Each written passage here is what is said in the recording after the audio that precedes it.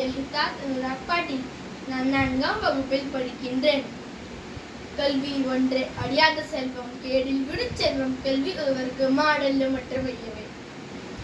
மேடையில் வீட்டிற்கும் சான்றோர்களுக்கும் ஆசிரியர்களுக்கும் என்னுடன் விருவா சகோதரி சகோதரிகளுக்கும் என் இனிய காலை வணக்கம் மற்றும் குடியரசு தினம் நல்வாழ்த்துக்கள்.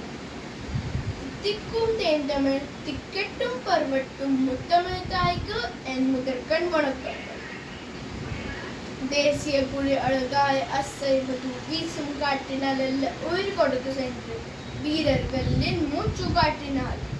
குடியரசு தினம் இந்தியாவில் ஒவ்வொரு ஆண்டும் ஜனவரி 26ஆம் தேதி கொண்டாடப்பட்டு வருகின்றது.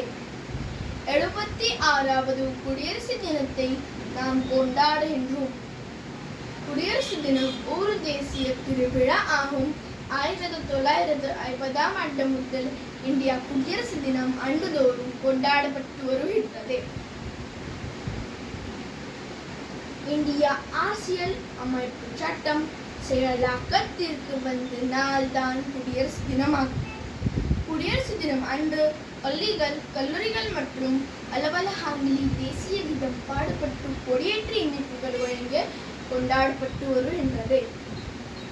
தலைநகர் டெல்லியில் குடியரசுத் தலைவர் மூவர்ண கொடியை ஏற்றி இந்தியா படை வீரர்களின் அணிவகுப்பு மரியாதையை ஏற்றுக்கொள்வார்.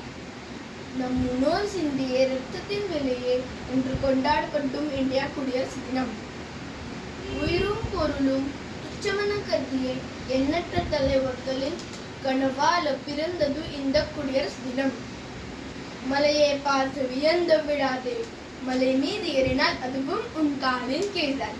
இந்த உலகின் மிக பெரிய குடியரசு நாட்டின் குடிகளாக இருப்பதில் நாம் அனைவரும் பெருமைப்பட வேண்டும். வாழ்க பாரதம், வளர்க தமிழ். வந்தே மாதரம், வந்தே மாதரம். ஜெய் ஹிந்த். நன்றி.